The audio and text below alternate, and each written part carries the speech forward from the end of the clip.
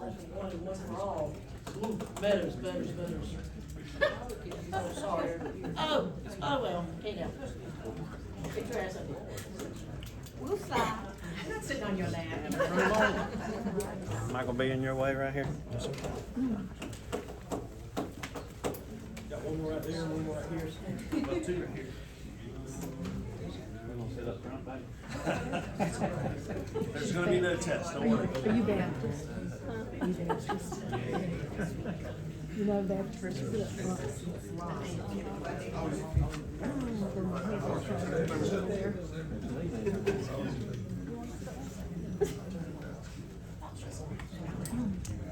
No. Oh, you're fine. I can walk and pick it up and then I'll have it. You can, I mean, it's not, no, but I mean, like, it's not mine. One day. He's never paid for much.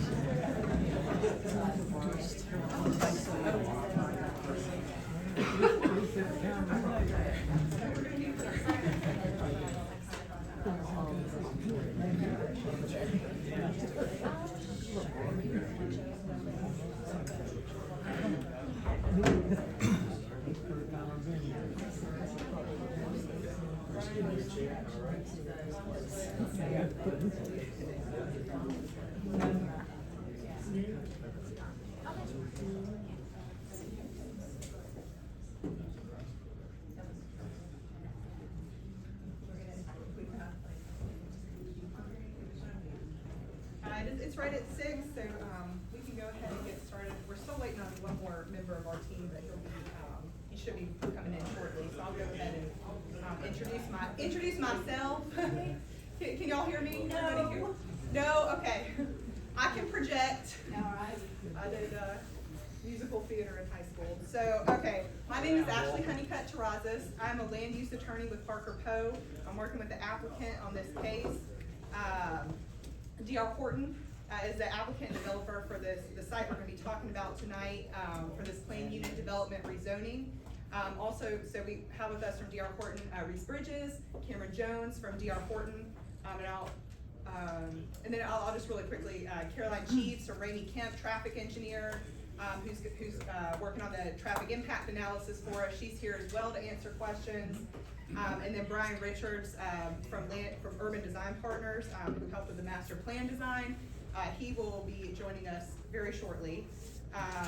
And then Gideon Smith from the town of Knightdale is with us tonight if anybody has questions for the town. So the purpose of this meeting, I'm going to go over some introductory information about zoning, the rezoning process, and then I'll get to the specifics of this project that probably many of you got a notice about in the mail. Yeah, and if you could just hold your questions and comments until the end, that'll help us get through everything. Before I get into that, Cameron wanted to get so speaking on behalf of D.R. Horton, welcome. The main objective for today's meeting is not to, there's a lot of time left in this design process. It's subject to approval, and that's the reality of it. We're here to learn about the existing issues, traffic related that are already in this community, other situations that we need to be aware of. We're here to learn about those issues and see how we can address those in the changes of our plans, right? And creation of conditions to help address any specific concerns that you guys may have. So in no way is us presenting the plan that we are gonna do. This is the start of a process for us to get feedback and to know you all and propose what, and make any revisions necessary, complying with the code, of course, of Town of Zebulon, or Town of Knightdale. And so with that, just wanted to kind of open up and let you know the real need of what we're doing here today is to learn about each other, learn about the plan that we have. We've done some iterations with the town, but we haven't formally submitted anything per se.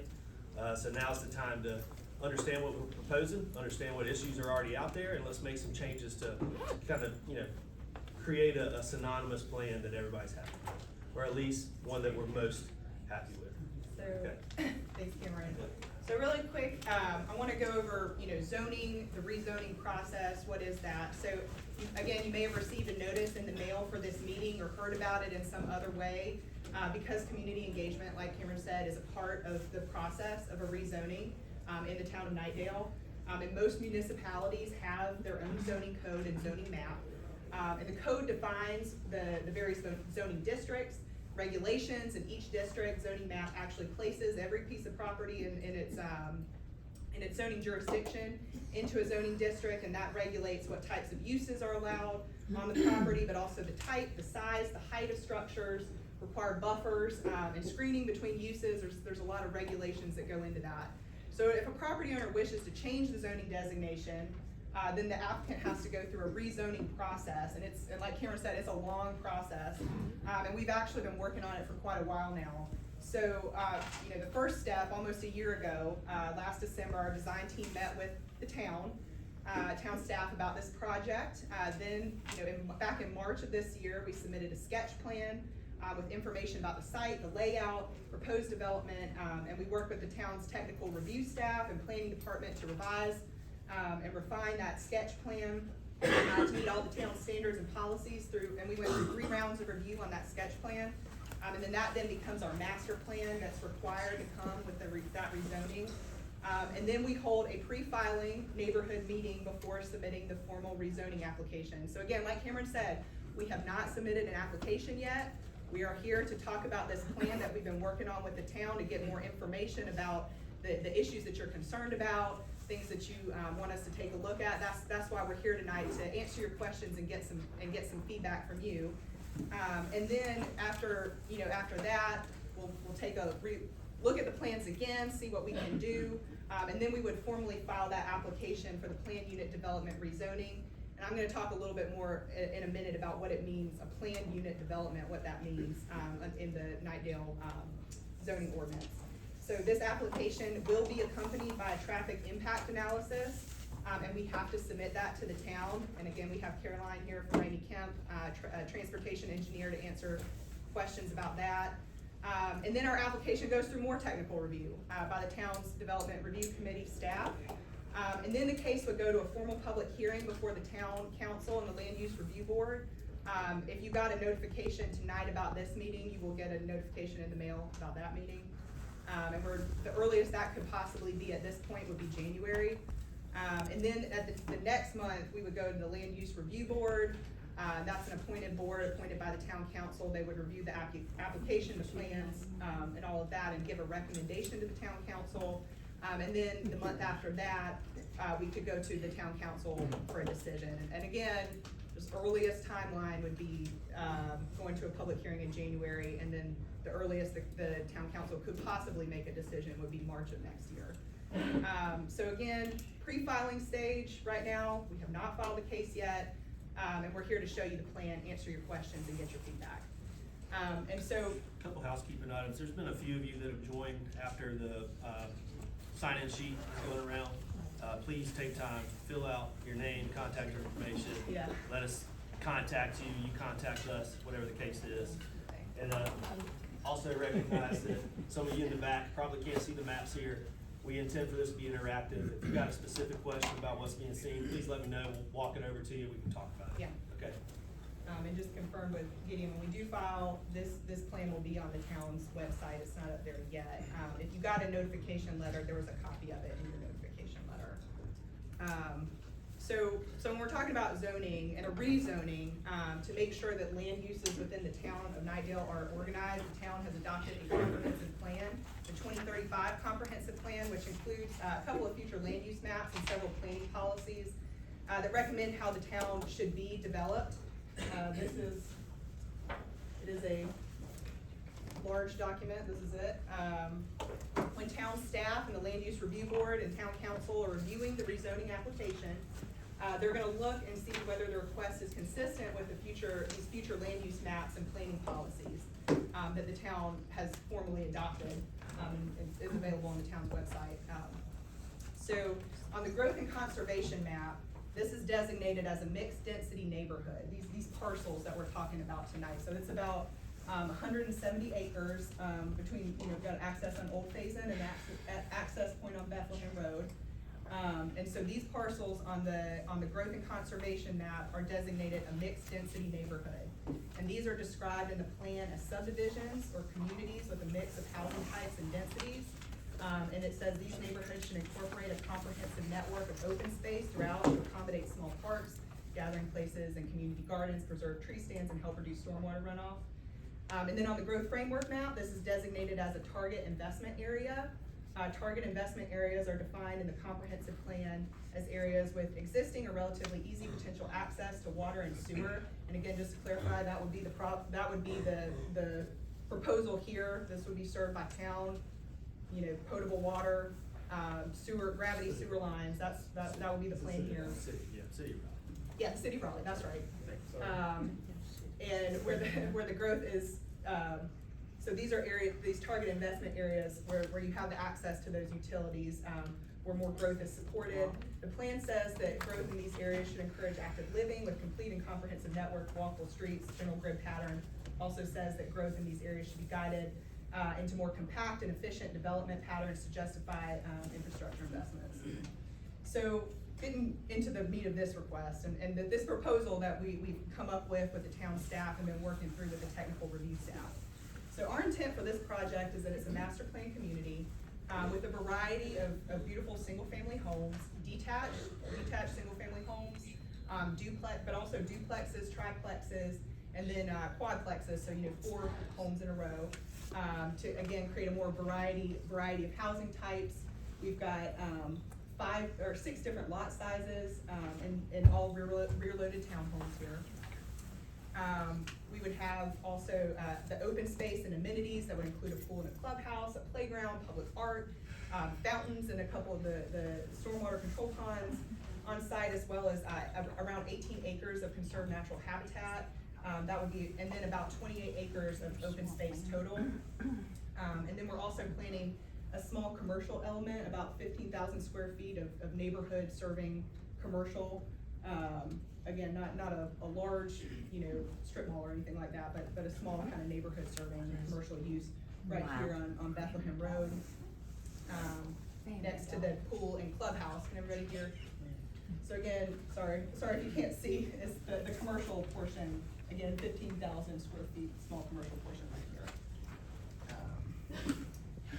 And so we're proposing to design this neighborhood as a planned unit development. So a planned unit development is an overlay zoning designation that will require the development to be subject to stricter standards in a master plan that allows more flexibility than in the underlying zoning district. So the residential density that we're proposing here is about 3 units an acre, and everything is going to be controlled because of this PUD overlay by this, PUD, planned unit development master plan that we're submitting. The base zoning district that we'll be filing with is something we're still discussing with town staff. We may file as a residential mixed use, which would allow the residential uses as well as some small scale commercial uses over here, but again, because the master plan is confined to this plan. Or it could be a general residential medium density GR8. That's the zoning for the Churchill Downs over there. That's medium density residential, about 8 units an acre. And like I said, that's the zoning district of the Churchill neighborhood across the street.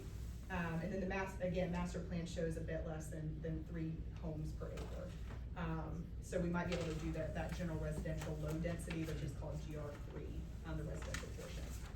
But again, the important thing to note is that it's all controlled by the master and has to be consistent with the master plan because of the PUD overlay. So the master plan shows many different housing types, price points, less than 3 units an acre, and the commercial space, again, which would become an out parcel, would be limited to about 15,000 square feet, right there on Bethlehem Road. What we're envisioning there, we've heard some feedback from a lot of stakeholders in the community, staff, council members, ourselves, et cetera. That could be like a daycare or something along those lines, still in concept mode at a minimum. We have no idea what can go there or will go there ultimately, but it would be something targeted towards like a daycare or something along those lines. Right. So, again, I'm Ashley, Reese, Cameron, Brian Richards came in, Urban Design Partners, helped design this master plan for us, very familiar with the code in Knightdale and how we came to this master plan specifically. And then obviously we got Caroline Cheese from Raleigh Kemp here to answer traffic impact analysis, TIA questions. So that's the presentation. That's what I wanted to talk about, and we're ready to open the floor I think one thing I'll just clarify with, the housing types, we talk about duplexes, quadplexes, basically those are townhomes. They're not like 40-unit vertical apartment style, they're townhomes, so generally by doing no more than 4 in a row, you're getting bigger, nicer townhomes. In that sense, that you're getting a lot more end units. Duplexes are basically 2 nice end unit townhomes, basically what that is. It's, you know, I just want, sometimes that gets confusing of what that is, just wanna make sure that's clear. There's a lot of serious faces out there. I hope there's some smiles. Yeah. No, I would not. Alright, let's, okay, you have a question? Okay, I see you have a number of stormwater control measures on the property. Yep.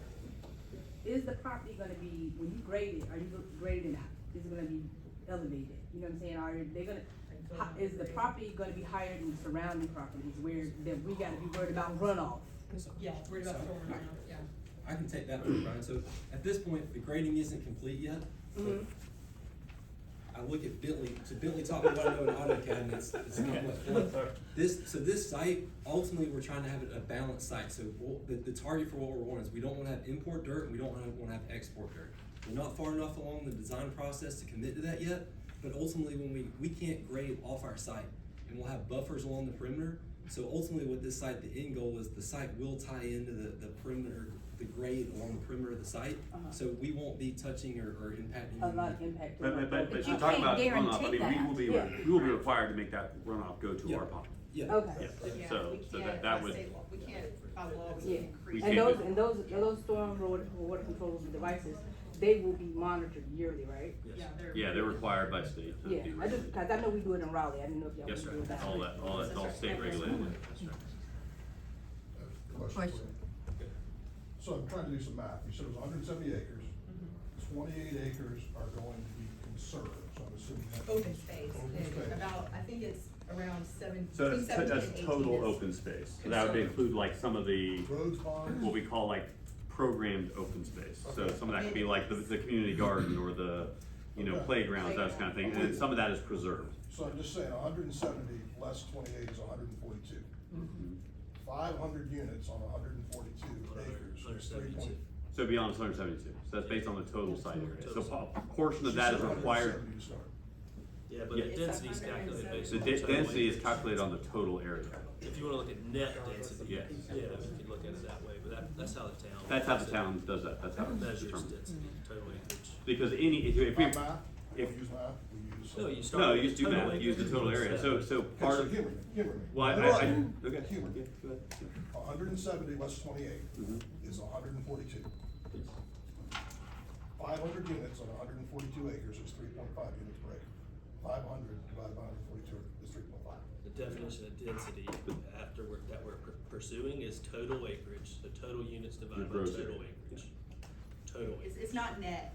So it's not net area. including whatever open space is there. So in the same way, like if we only We're came not in, gonna it, These it, lots if, are gonna be small. These lots are gonna be super small. So we've got course 60 they foot, are. 70 foot, 80 foot, for the front loaded. Acreage, how many like square feet?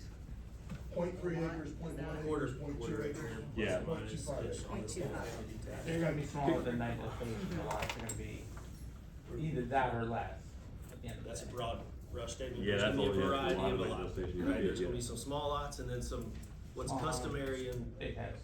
what's customary in today's world is a smaller lot. I mean, let's face it, I don't know if you guys have driven into new neighborhoods, I'm not trying to be sarcastic, but this is just what people, I don't live in one, this is what people Neither from, do we. this is what people in today's world that are moving here, commuting here from other places where, you know, incomes can't support the housing that they have. They found this little beautiful gem of Knightdale and Raleigh and the Triangle to call home, and that's the reality. So we're here to propose what the market is telling us, the housing types that the market is telling us they wanna live in, that's what we're proposing, right? So, I mean, it's nothing, I wouldn't go so far as saying that we're out on a limb by ourselves proposing a plan like this. I think it's probably customary in the new communities today, but, you know. We're trying to have a variety of lot sizes and housing types, again, to hit more price points and lifestyle, you know, different. yeah, so you're gonna have like quarter acre lots to townhomes, Yeah. so. Are the that's- townhomes rentable? In the state of North Carolina, there's no laws that prohibit people from renting. Yeah, and we can't regulate occupancy, I just wanna make this clear, we cannot regulate occupancy in a zoning ordinance. So, under state law, like the North Carolina Court of Appeals has said that you cannot regulate whether a residence is owner, renter occupied. Yeah. The other thing to point out too with density is, while yes, these are smaller lots, if you got a half-acre lot, or if you've got an acre lot, that's all you've got in a standalone areas. You've got the 1 acre lot. By having all this open space, you've got 20-something acres of open space. You got Okay, do we wanna take it, I know you've had your hand up for a little while, yes ma'am. So, we're on the other side of the highway. How many of y'all have rode up and down Bethlehem Road? Every day? Have you set out, you should set out of our driveways that live on Bethlehem Road, and we're already waiting 10, 15, 20 cars pulling out. You're gonna put, according to that plan, a roundabout, which is a nightmare for fire trucks. Have you talked to your public safety? Cause my husband drives a fire truck, and I'm telling you, these roundabouts are dangerous for large emergency vehicles. They are, and they do have to be designed to. Yeah, but you're putting it on Bethlehem Road, Can we hear from you? right at the bridge. I would love to hear from you. But let me just finish what I need to say, and then you can then you can respond. I just don't understand why you need 500 houses. Why not 200? And I know, we're not Holly Springs, we're not Marsville, we're not Cary, we're not Raleigh. But we're pouncing houses on top of each other, and you're pushing out the farming families, and they wanna sell, that's fine. We're not selling, so don't come to our farm, cause we won't sell. But I'm just saying, it's a concern for all of us in the community that you're bringing hundreds and thousands of more cars every day down that road, and you can't even handle Smithfield Road. You don't have the infrastructure to handle Knightdale Boulevard most days. So how are you gonna handle this? I mean, that's just my question. They're not. No, they're not gonna be, you're not gonna be able to handle it unless you take our property and widen Bethlehem We're Road. not, I do want to clarify, we're not taking anybody's property, we're not trying to do any of that, you know. This also does not mean annexation for anybody, you know, we can't, under state law, annexation has to be voluntary, so I know that's a question comes up a lot. But I bet it'll be in the city limits tonight. They'll want that neighborhood to be in the city limits Yes, tonight. we will be in that. See, well, yeah, I guarantee you, so you can get the tax base. Exactly. Yes, so it would increase the tax. I mean, we work for the home building company, we don't get tax base from the houses. Yeah, so Caroline wants to talk a minute about the roundabout, concern and emergency vehicles on the roundabout. And if we wanna, I think we should also touch on talk about and explain the traffic impact analysis process, what we're gonna be looking at, and improvements, that would be. But is that gonna change your mind? Cause I have a friend that, she works somewhat with DOT contract, and she knows all about that.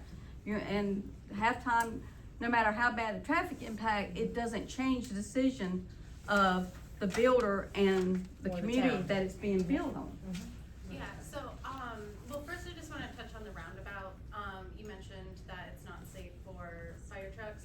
Typically, the roundabouts are designed, very specifically where that center island, is traversable for large trucks. So whereas a passenger vehicle typically avoids that center island, fire trucks and emergency vehicles and any tractor trailers or anything that would be driving through are able to drive on top of that apron, in the center. Yeah, but if cars don't get out of the way, what good is it? I mean, they don't get out of the way now for emergency vehicles. Yeah, roundabouts are obviously becoming more common, in the area, as you see. And the main benefit of roundabouts is it reduces the conflict points. So, it completely reduces all left turns, which means that you cannot have a left turn accident, which is typically the most dangerous type of accident that we see the most fatalities and the most type of injury crashes. So what a roundabout does is it forces everyone to make right turns, which is a lot safer. So the accidents that you would see at a roundabout are typically property damage only. And of course, you know, vision zero, which means we want to have You still gotta look to the left to go right, so you're still meeting that traffic constantly. I mean, I'm just saying, I understand. I'm just trying to give you the I know, percentage? Explanation on why roundabouts, because they are safer, all of the data shows that. So just, they have a soft spot in my heart, so just, when you drive through a roundabout, just try and think of that, you know, that, you might know. Yeah, yeah. And also, yeah, the Knightdale UDO is really trying to push that, and again, that is like, that has to do a lot with safety. They're trying to look out for their citizens. You know, you don't wanna have, a lot of deaths and fatalities, on the roads. And so, I am just gonna go ahead and explain the whole TIA process. Hopefully that'll answer some of your questions that you have, currently. So a TIA, it's called a traffic impact analysis. And we have to work very closely. There's a lot of regulations where we have to follow with the NCDOT and the municipalities. So in this case, that is Knightdale. So Gideon here will be helping review our TIA as well as his staff at the town of Knightdale. And we will also be working closely with the district office at the NCDOT who maintain all of the roads that are state-owned, and congestion management, which is a separate NCDOT portion who reviews our analysis and is more traffic-minded. And what a traffic impact analysis does is we look at the current conditions of the roads, so we call that existing conditions. We go out and first we have to scope out our study with the town and the NCDOT, and that means that we have to take a look at the existing area, identify any intersections that we think this development is gonna have an impact on, and then we have to go collect data at those intersections. And what we are focusing on is the weekday AM and PM peak hours. So those are typically what the roads are meant to be built for. So that's your rush hour. It's typically sometime between 7 and 9 AM and 4 and 6 PM. You might wanna Yes. bump that to 3, cause that road gets heavy. Yeah, so we collect the traffic data while schools are in session. And this is based on, you know, these timeframes are based on, you know, DOT collects data annually on all of their roads. So, there are certain areas where they tell us, you know, you have to collect starting at 6:30 or at 4:30, because that's what their data shows as when that peak hour is. But most places, and in this area, it is, between 7 and 9 AM and 4 and 6 PM. That's what the data shows. And so what we do is we then have to, so that's our existing condition. We analyze, we have a software that analyzes all of the intersections, and again, that's based on NCDOT regulations, where we have to then give every intersection a letter grade, and we'll have a average seconds of delay per vehicle that we are using as a metric. So that's our baseline is existing conditions, and then we have no build conditions. So what we'll do is we will use, you know, the development team will estimate their expected build out year, and then we will grow the existing traffic based on, you know, it's a annually compound growth rate, just like your bank account. So we'll take a percentage and grow that up every year, and that'll grow up. And then what we'll also do is we will take all of the proposed developments that have been approved, and we'll take their TIAs and we'll put that traffic on the network as well. And so that's what we call our no build conditions. So that's that future build year with all of that additional traffic. And that is what we are using to then compare our build condition. And in order to get the build condition, we use what's called the Institute of Transportation Engineering manual, which, trip generation manual, which has data all across the United States on these specific land uses. So we've got single family homes, townhomes, and then we do have a generic land use for the retail component. And because we're using a generic, it is gonna be more conservative, so our traffic study will show that those numbers are higher than likely what eventually goes out there. It does not contemplate the post-pandemic world where a lot of people are working from home, so it's a little conservative by nature. Yeah, Yeah, I would say it's data. I mean, I would say TAs are generally very conservative, so it's all real world data that they've collected, and then all of the projected stuff is very conservative. Yeah, And those areas that they're studying are not just the immediate ones. They How could be, far out are you gonna go? they could have you study Because where much you're further out talking locations. about is you've got to consider Hodge Road. you've got to consider Bethlehem Road. Basin Road. Then you've got to consider Smithfield Road because it comes through on Crosscut. Yep. The roundabout you're talking about, you've got to consider the dump that is out across Pool Road, which is a huge issue in our area with the dump trucks coming flying through there. So there's so much more than just what, and you've got to look at what's being built in Johnston County that is also inundating Smithfield Road. Pool And Road. Bethlehem. Yeah, and so all those traffic counts we take into account and then Yeah. tell you what this. I don't Yeah, mean to be yeah. ugly, and I'm not throwing shade, I'm speaking Yeah. truth. Yeah. I saw y'all's traffic the day before for Pool and Smithfield, so. Okay, yeah, let me finish going through like the whole TIA process. I haven't fully gone through it yet. And, I'll read off the intersections that we're studying as well. But just to quickly let you know, we are studying Hodge and the 87 ramps. We are going all the way down to Bethlehem and Pool Road, and we are studying, Crosscut and Smithfield Road. So those are kind of our outlier intersections, but I'll read through. We've got a bunch of intersections all along, Old Phasian Road that we're studying, as well as Bethlehem. Just in the goal of the traffic impact analysis is to try and predict the absolute worst case scenario for the intersections that we're studying. So what we're gonna do with the traffic, the trip generation, is we are gonna take those numbers, that are the maximum trip generation that is expected of these land uses, that they will generate during that AM peak hour and that PM peak hour, and then we're studying each individual intersection's unique peak hour. So one intersection might have a unique peak hour at 7:15 AM, one intersection might be at 8 AM. We're gonna study that unique one, and we're gonna put the maximum amount of trips that this development is gonna have on those, at those intersections. And again, we have a conservative growth rate that is being compounded every year. That is to account for all of those other developments, you know, you mentioned Johnston County. Happening in the area. Yeah, just growth, that is just background growth that is happening. And then in this specific area, we have those, we call them adjacent developments. Those developments that are approved, that have already gone through this process, we have their unique trip generation as well that we're adding to this roadway network. So typically we see, and then also I do wanna point out that the town of Knightdale does require us to study, so our build year, our future build year is 2031, and then the town of Knightdale also requires us to go 10 years beyond that. So again, taking that compounded growth rate 10 years beyond and analyzing that, the whole roadway network and identifying any problems that are in the future. So the town does have a very strict, regulation that we need to follow for these TIAs.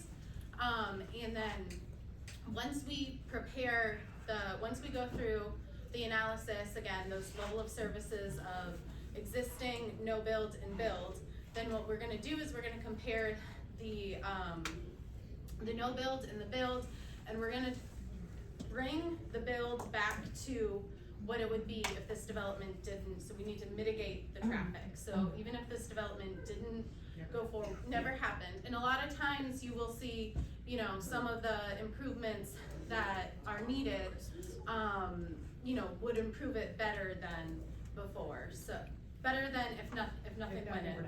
Yeah, if nothing were to happen. So for example, you know, at an unsignalized intersection, if this development never came in, but it was triggering a signal, the signal would likely operate a lot better than it would under no build conditions. So that's going above and beyond what, would happen under no build. So it's a revenue improvement. Yes, so that's what we'll do at every intersection. We'll try to make sure that every single intersection, the site traffic is mitigated, and we are going to, again, it has to then be submitted to the NCDOT in the town, and they have to agree with those, make sure that the improvements, follow their guidelines as well. And then, after that, then it also goes through city council. And by looking, what she means is like, it would recommend improvements to mitigate the impact of this development. Yes. So that has to be approved by the town. Yes. And NCDOT. And NCDOT, yes. I know, Green Sweater, you have had a couple questions, so. When will this traffic impact analysis be completed? So this gets submitted at the same time as the, site plan is. So January? So, no, it goes before January. Of this year, of This month. So we're targeting, November 27th is when it's estimated to be completed. But now of this year? November 27th? November 27th is Few when it's weeks. estimated to be completed. So for the traffic impact study, the first study, we're gonna gather that and submit it to the town, hopefully by Thanksgiving. Could trickle into December. But Oh, we've so been that's working- like a week away. We've been working on these traffic counts and things in preparation for this. So you're only gonna sit there 1 week? No, so and this watch is. the traffic? So we've already Oh, it's already collected, been so done. we've already had All that's this been worked study. on, yeah. Yeah, and that's why Caroline is able, the reason That's why they got Caroline, all this information, yeah, they've the been reason working on it. Caroline is able to speak to, these are the exact intersections we know we are gonna be studying, It's is just like because, wires that are across the because they road. are- That's how they count them, yes. Yeah, It's, so- it's actual counts. sorry, really Because I quick. live on Old Faithful, there's never been any of those wires going down. Well, they do it with so- cameras too, I think. Sorry. So the wires are only counting the vehicles that are going one, like each direction on the road. What we Right. get is we have, counters that set up cameras. And so they take video of the road and we need those turning movement counts. We need to know how many people are turning left, right, You wanna know where and they're going straight Those through. more And detailed. so we've already, the cable. when Caroline was talking to scoping, we have to determine the intersections, we have to study with the town. We've already done that, and so Caroline can read off a list, we know these are the intersections that we're gonna be studying. Yes. And that, again, recommended improvements have to be approved by the town, and we haven't finished the study, we don't have anything approved by the town or NCDOT yet, but we have started, we've got, we started taking counts, started the study, getting, compiling all this data, and our hope is that we can have it, finished and ready to submit to the town for their review, for NCDOT's review, again, hopefully later this. So when we say the end of November, what we're saying is that's when the first draft of the master plan and the TIA would be submitted to the town for their review. Again, cause this is pre-5. So you have cameras set up at Crosscut in Bethlehem? Yep, so I will Because look up I and- drive that road multiple times a day and I've not seen one camera. So the cameras would only be set up for 1 to 2 days, and they are very hard to see, like when you're just driving past. They're just typically either set up like on a telephone pole, or sometimes we'll use a street sign, or just set up. They're just small little cameras, but they're able to see the entire And they're set up intersection. at peak time, during school, all This- that kind of stuff. Quite honestly, this is news to me. I think the technology's evolved from what all of us are used to, with the lines across the road and cars going through and from. So they It's- still do the lines across the road. Those are called tube counts, and that's like just collecting what we call the ADT. That's just collecting just how many vehicles per day. But what we're trying to get here is the turning movement count. So we need to know where everyone is going and what time of day they are going. Just real quick, let's read off the intersections, cause I know that question was asked. Yeah. So the intersection. No, so that's the very last step. So we have done all the data collection, and we have done all of the, collecting all of those adjacent developments, and building our network. And so the very next step in the next 2 weeks, what we'll be working on is just doing the grades of the intersections in our model, and then coming up with the improvements. So that's what we'll be doing the next 2 weeks. So unfortunately, I don't have any improvements for you to share with you all. But I do have the process to share with you. So let me I see your hand raised, you can set it down. I'm just gonna read off the intersections and then we'll go to you. Old Phasian and Bethlehem Road, Old Phasian Road and Tart Farm Road, which is gonna be a future site access. Old Phasian and Pleasant Colony Drive, Old Phasian and Quiet Way, Bethlehem Road and Crosscut Place, I-87 eastbound ramps and Hodge Road, I-87 westbound ramps and Hodge Road, Old Phasian Road, Smithfield Road and Old Farrell Road, Bethlehem Road and Pool Road, and Bethlehem Road and the future site access. There's just one before, 'cause I live in Churchill, I didn't get the packet or anything, I found out by someone else. But the question that I have is that on any given day, everyone knows, like I do it myself, because I wanna get home or I gotta get to work, so I put it in my Waze or I put it in my map, and it gives you 3 different ways to go, and then anytime, like usually 1 or twice a week, if I'm going at 8 to 9 o'clock, Old Phasian's backed up to 540 from Hodge, and like, I gotta take kids to school, which they go to Knightdale, or not Knightdale Elementary, Hodge Road, and like, that's just, and there's already subdivision that's gonna be built, I'm pretty sure it's approved to go beside Churchill already, they just haven't started it yet. So you're gonna add houses that are gonna go there, and you guys are gonna add a road that comes out so that you can go down either way? traffic is horrible. Just already to go from that neighborhood to go to Knightdale Elementary is horrible. We got our neighbors go that way. And you're spending, if you go from 7 o'clock, cause they go to Thales, they're screwed. So you said that Basically. the intersection that is of Sorry, is Frank, the- but- is That this one does get right backed up for pretty Hodgman good, over here? No, Yeah, both ways. It's about five ways. Both ways. The Hodge Road and on 87. Like you're bound down and around the bend, you're like 20 cars deep just to get your kids to school at 7 o'clock in the morning. Yeah. Like, how fair is that? So now you got everyone that's coming from, yeah, whatever. I I'm just live in using Turkey, the time. So I think you're so. out there and you got cars coming from Wendell, you got come from Zebulon, and they got their maps on and it says get off here because it's gonna take you 20 minutes less because I even go to work for 9 o'clock. It takes me 20 minutes to go from Hodge Road to 440, I think, which takes me 5. I can get to work quicker. I think we've hit the Six nail in on the the morning. head to one of the issues, that kind of counter. I think that's the biggest issue is like, there'll probably be more people here for Churchill, but we have our HOA meeting tonight. Yes, going to that next. So, I'll just, listen, I'll just say this, I've been here my entire life, not in Knightdale and Raleigh, okay? I've got family in Knightdale, I've got family in Wake Forest. I've seen growth come and I've seen this place evolve tremendously. I've been at this company for 13 years and Right. I've seen it grow exponentially just in that time. I'm all for growth, but But I'll say this. you have to have infrastructure. Listen to me. I'll say this, right? Approving growth and smart growth allows us to make immediate impacts to the problems that are today. If you don't do that, more people are still coming to us trying. They're going to Johnson County. They're going to Zebulon. They're going to That's elsewhere. okay. And they're funneling. And they're gonna drive through your neighborhoods instead of getting the Right, information. I do the same thing to get it worse. Yeah, cause they should. We're not paying for any improvements. So what we're proposing, and again, there's processes, there's procedures, there's rules. These 500 residents are not gonna show up tomorrow, they're not gonna show up next year, they're not gonna show up in 3 years from now. We'll still be finalizing development 3 years from now. But what this does do is allows us to give an immediate relief valve to Bethlehem and Old Faithful. How do you consider that an immediate relief valve? When we Just built it. explain it. Cause you're adding, what, 1,000 cars eventually down the road, coming out of both those Talking entrances? about this road that we've got coming through here from Old Faison down to Bethlehem does not have, driveways on it. It's for people to avoid, like, people can avoid that intersection. It's road connectivity, so when they're, and Caroline can explain this better than I can, but road connectivity gives drivers more routes to take. So as you're putting in ways, which way can we go? One of the options is funneling through the neighborhood, which will eventually be part of Wide Waters Parkway, which goes up out at 64 Business. So this is a big connection of White Waters Park. So we've been instructed to design this thoroughfare to align with future Wide Waters Parkway, okay? Across the railroad, across the 64 Business.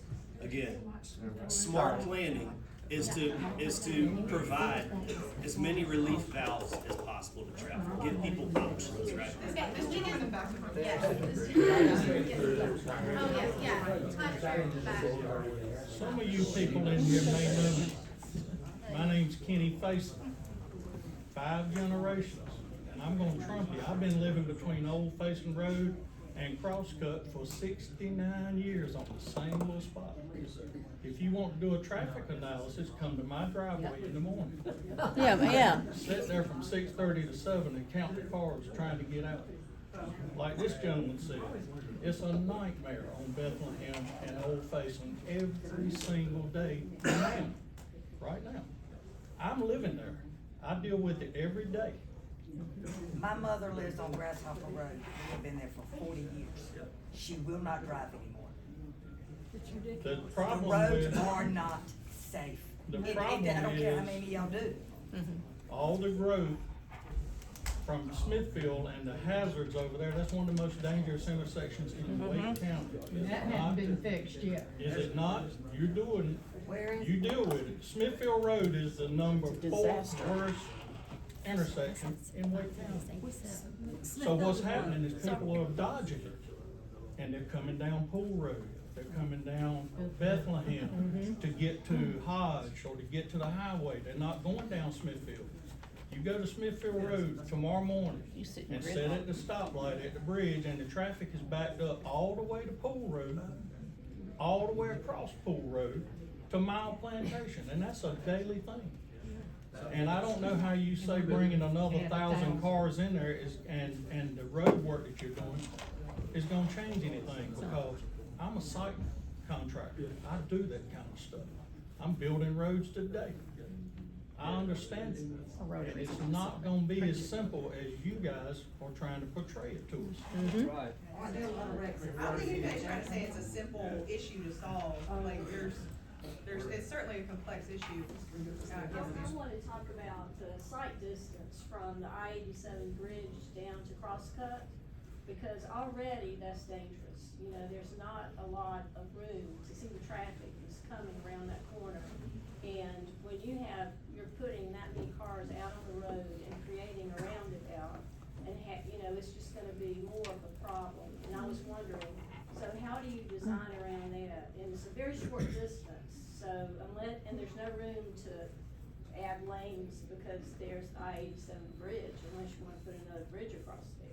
I think she's referring to the traffic coming over the bridge, but she's right. When you're coming out of Crosscut, I live on Bethlehem Rd. When you're coming out of Crosscut to take a right, you kinda have to shoot the gauntlet a bit, because you can't see it.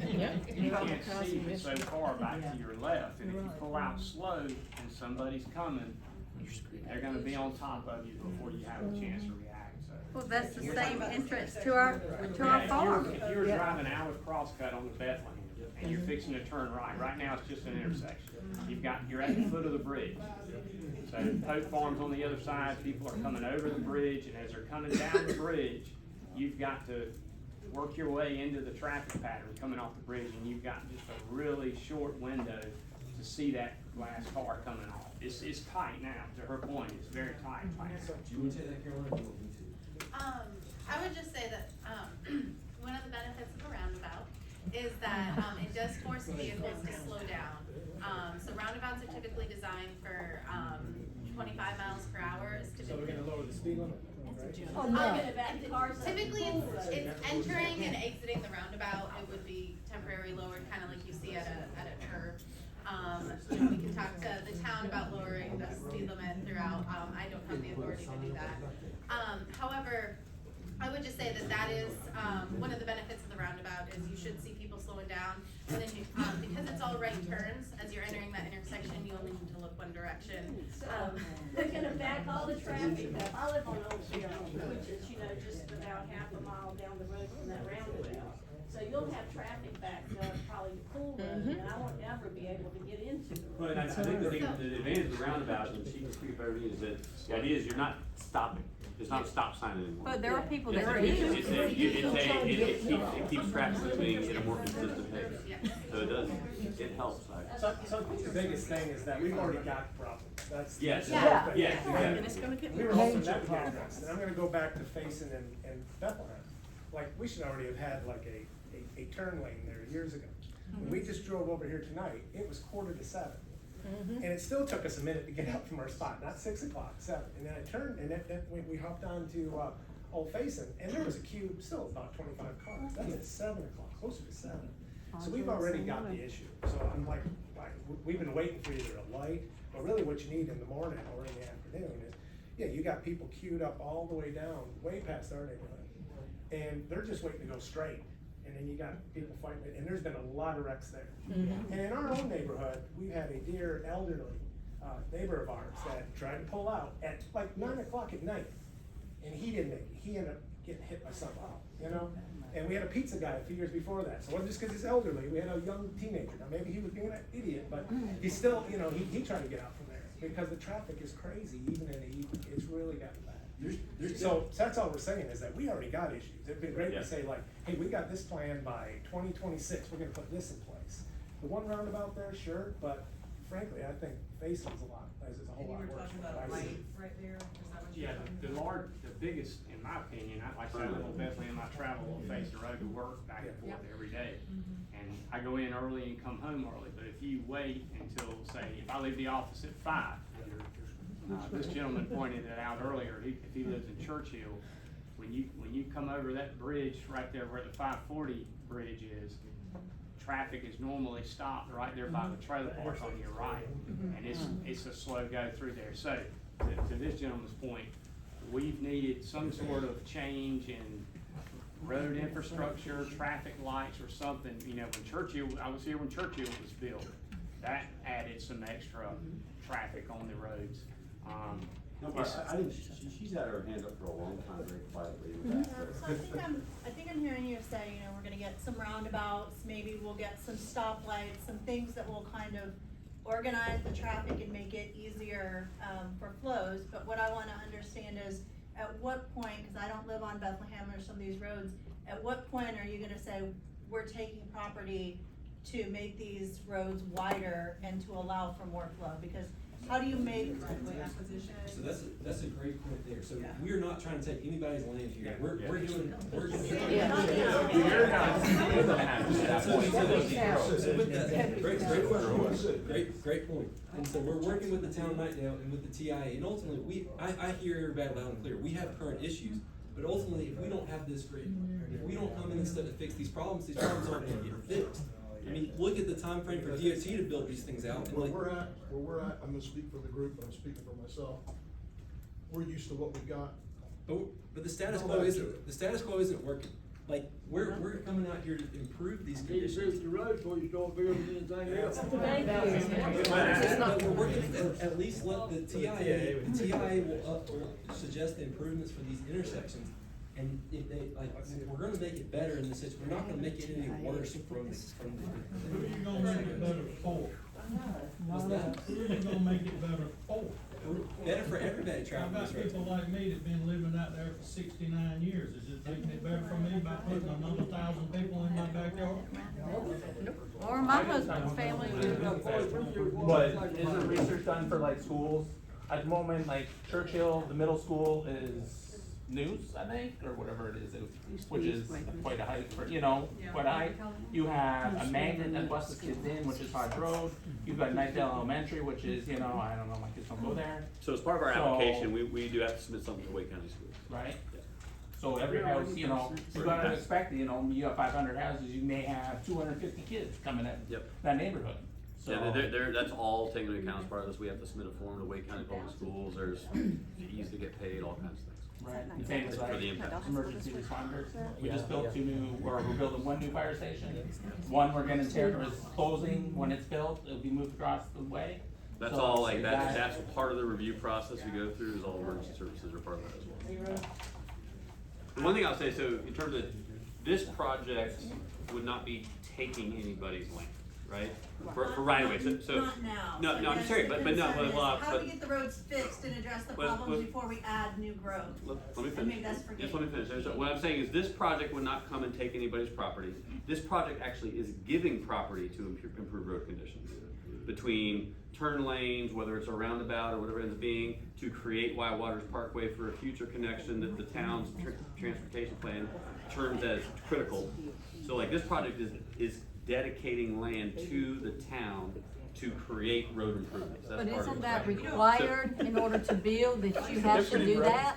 That's not giving, is that required by most towns, that when you build a subdivision? But the TIA is gonna dictate that, so that's gonna tell us what improvements need to be made to mitigate the impacts of traffic from this project and potentially additional stuff. What I'm getting at is, these improvements would not be getting made without development coming in. Does the town of Knightdale not understand that there's already problems? Is that, I can't answer that. Okay.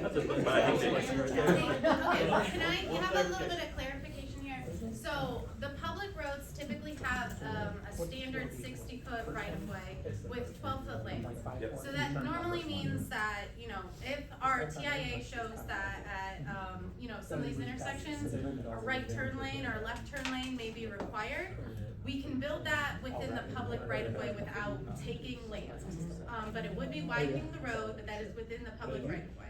So that answers that question. And if any improvements are identified that need to be, that would go into private property, the NCDOT and the city cannot legally use their powers of eminent domain for private development.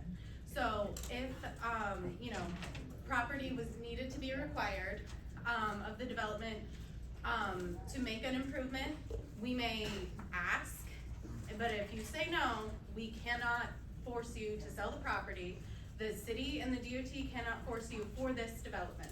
It would have to then be a publicly funded project that would, enable them to use their powers of We eminent don't have the domain. power of eminent domain. is Yeah, what I was- yeah. So we can't come in and take your property, unless you wanna sell it to us. So I wanna.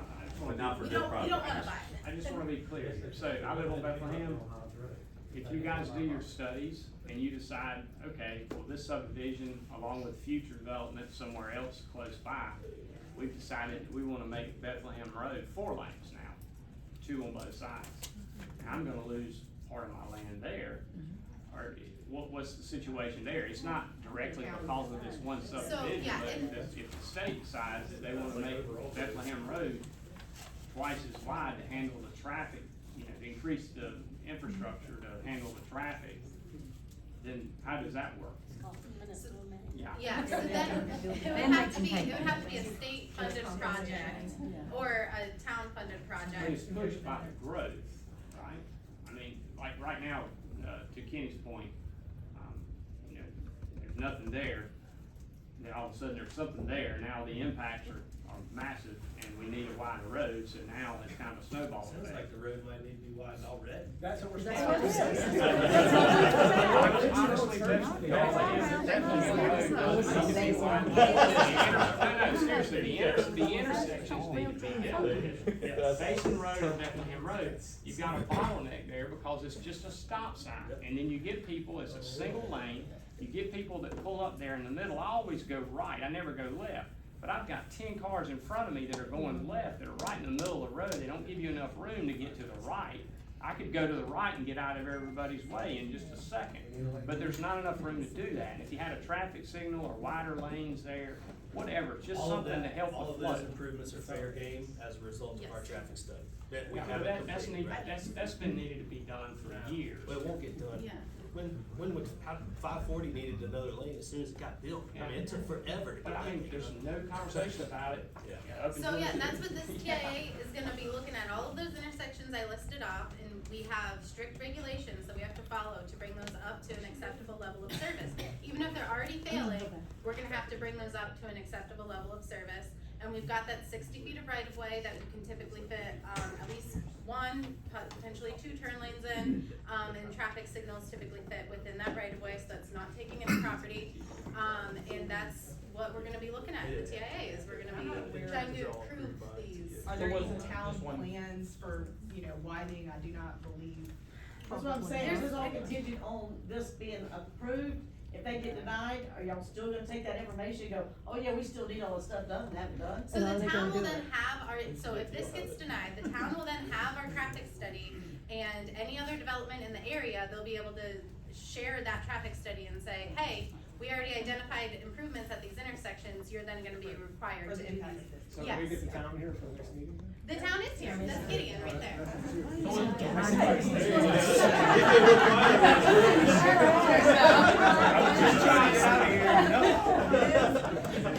It's coming up on 7 o'clock. I'm not, I know that there's, we've heard a lot of concerns about traffic. I'm taking notes about intersections.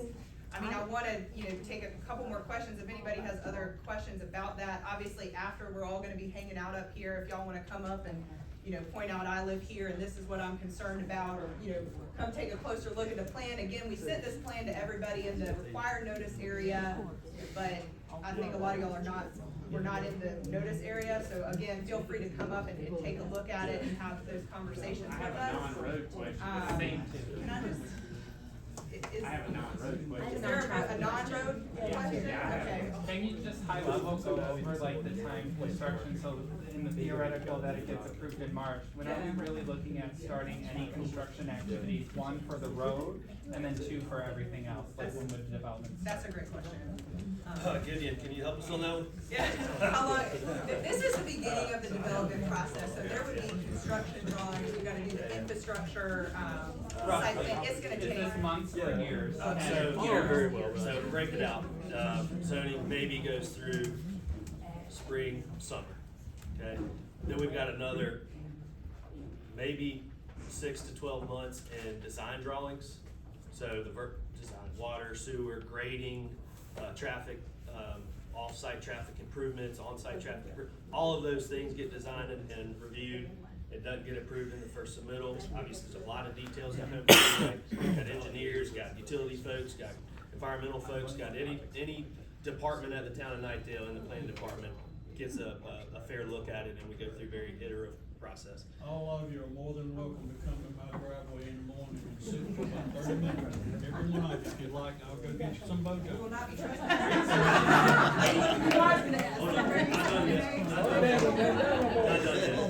So that's in all, what is that, end of the year, end of 24?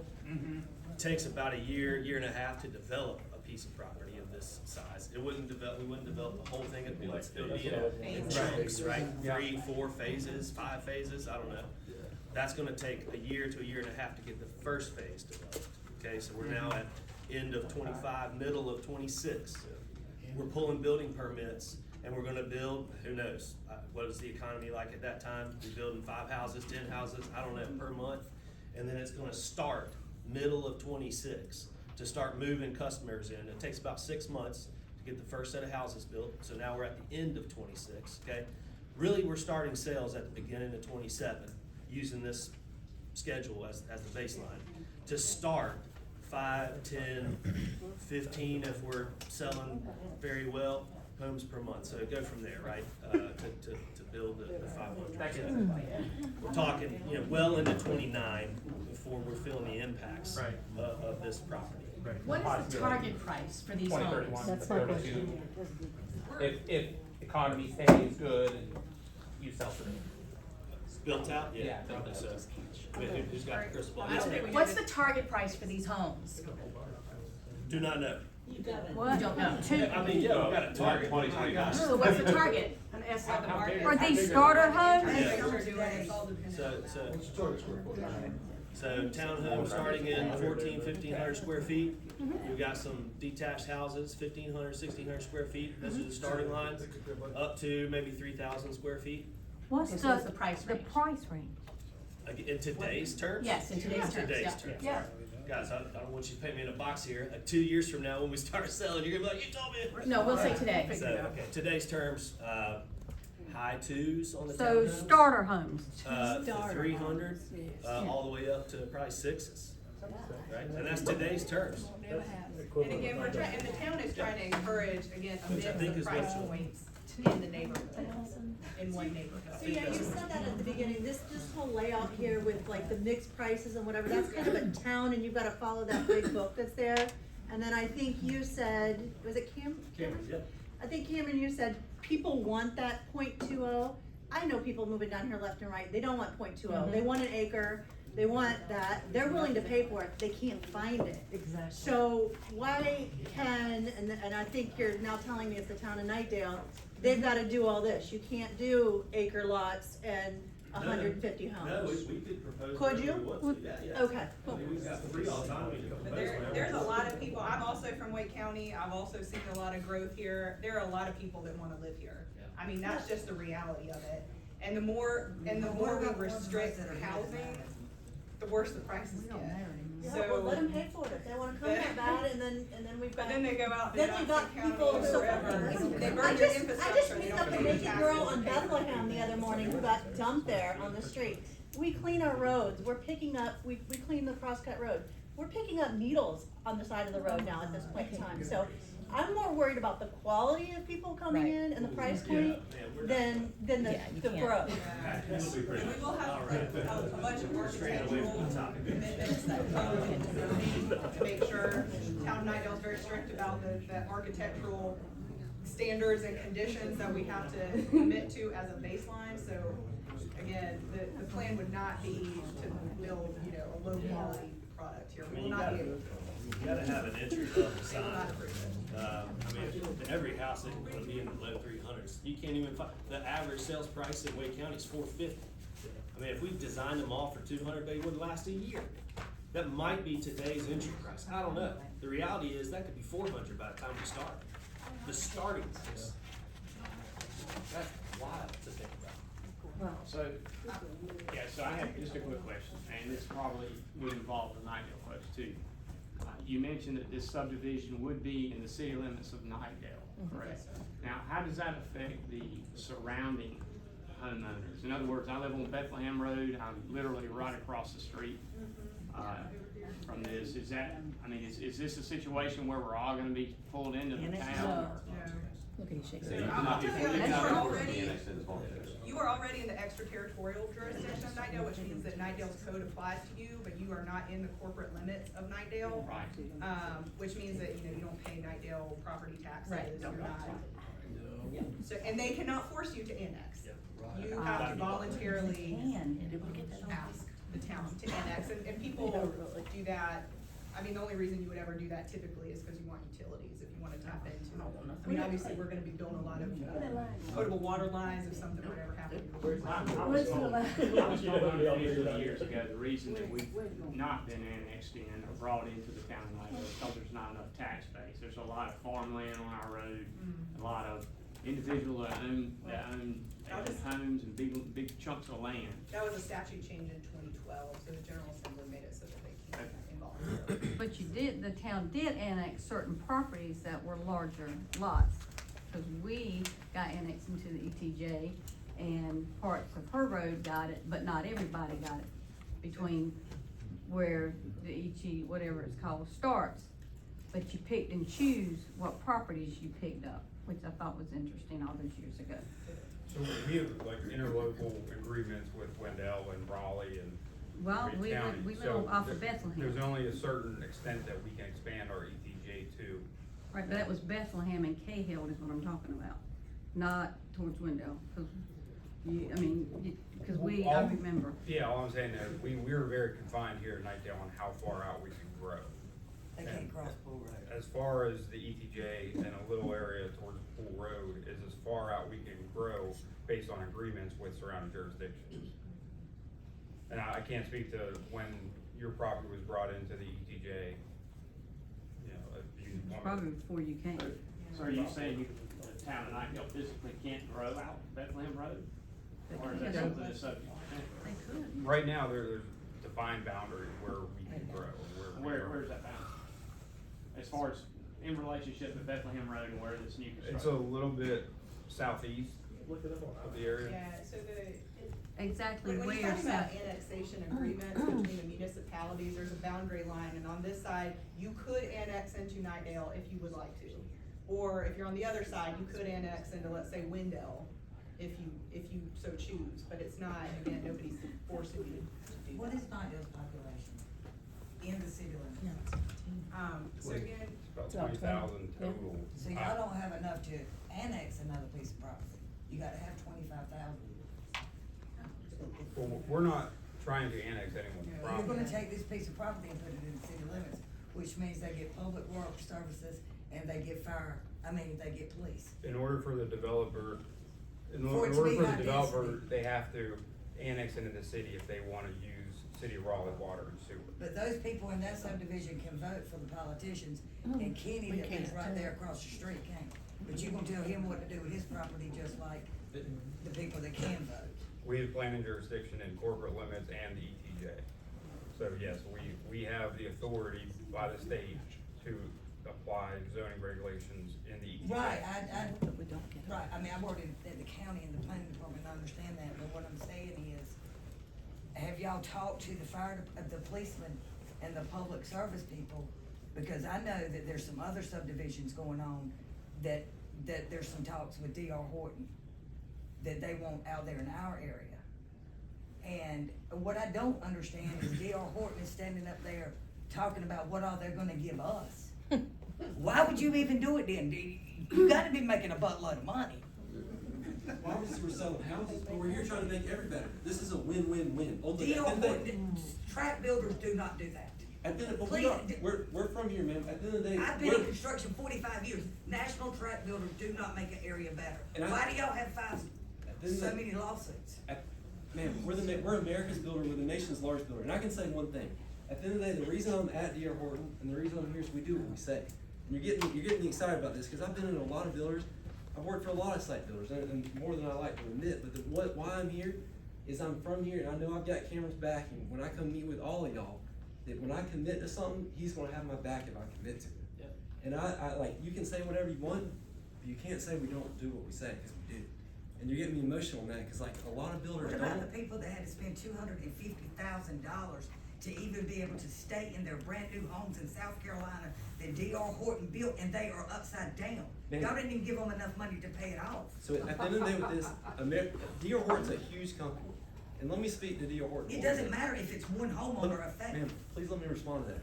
At the end of the day, what makes D.R. Horton so big is we've got the flexibility. You go to a Chick-fil-A or whatever, it's different franchise. I can't speak to a different franchise, but what I can speak to is myself and Cameron right here. I can't answer something in South Carolina, but I'm from Knightdale, and all I can answer to is what's going on here. And like, y'all are throwing a lot out there, but speaking to our ethics, that's crossing the line.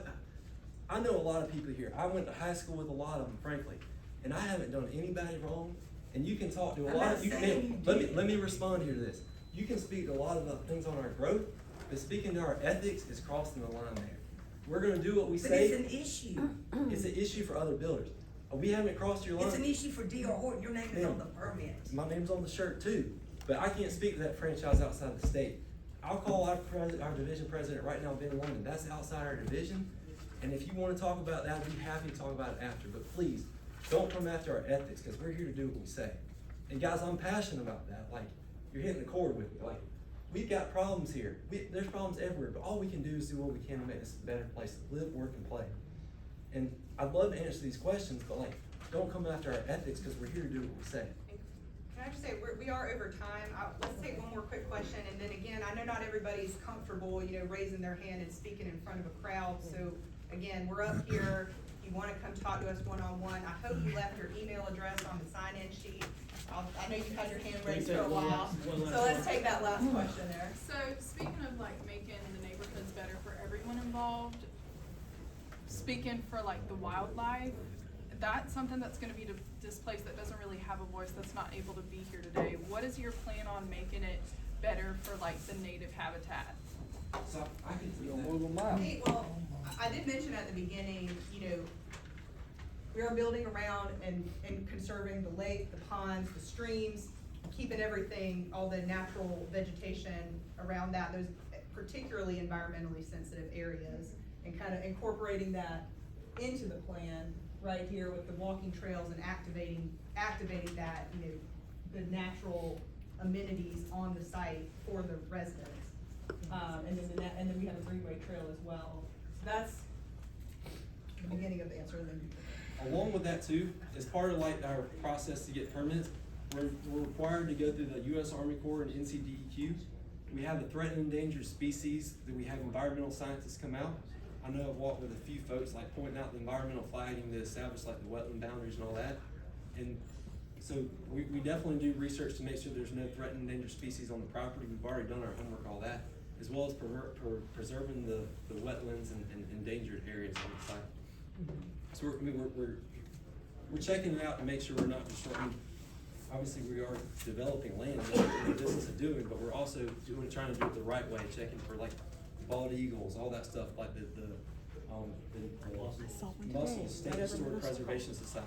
Like, I know some people here have talked about like the history of the land. Like, we're doing our homework, trying to check all that stuff and make sure we do it the right way.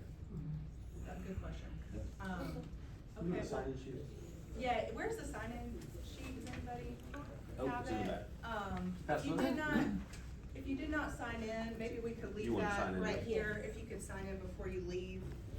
And then like I said, we hear you loud and clear on the traffic. I've got notes about different intersections that are of particular concern that people brought up. Making notes here to make sure that we're looking at that we're addressing this and mitigating the impact of this proposal for this property. So is it gonna increase the property value or decrease? I'll let it say it's gonna increase your property value. The one thing on that too. Now I'm trying to decide whether I better sell them now. But the one thing on this is a global for Wake County. My terminology, like how around acres, how like Wake County ultimately like balances the tax value. Oh, are you talking about for AMI or? Or how like, even though it's increasing the tax value, your taxes don't go up because it's. Oh, yeah. Are you talking about like for your property tax? No, I mean, if I'm gonna sell my house now, So or is, all of a sudden have, cause I got this beautiful lot with this pond, and I just look out, and then there's all these woods, and now I'm gonna get up and go out there and sit on my deck and, yeah, there's my house right there on my pond. So that's what I'm saying, is my property value. Hold it, this is definitely increasing the property value. Yeah, so I will tell you, I mean, I don't think, I'm not a market expert, but we do a lot of this stuff. And I've never seen one decrease property value unless you're maybe building like a, you know, industrial park that's like got really noisy stuff going on or something. Yeah, never. It will increase. Investment in and around you is going to increase your property value. There's no doubt about it.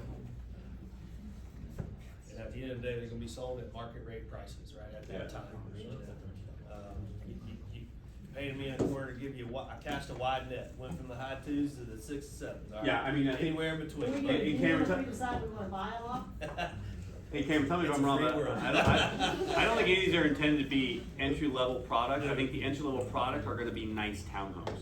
So I think that's the thing. You can't, with the property values that you're having to pay, that they're paying for the land, to be able to do this, that's one, why you need the number of units you need, because of how much that land costs. And two, the infrastructure costs it costs to develop the land, or why you need that, and that drives it up. So this is gonna be a pretty nice product. Yeah, but that ain't benefiting none of the people in this room, it's benefiting D.R. Horton, this young lady here, because she's working for y'all, she's the attorney, and this gentleman right here, the town of Knightdale, they're the only ones benefiting from this, it's not helping the any 500 of families us. will probably be benefited. It's not helping any of us.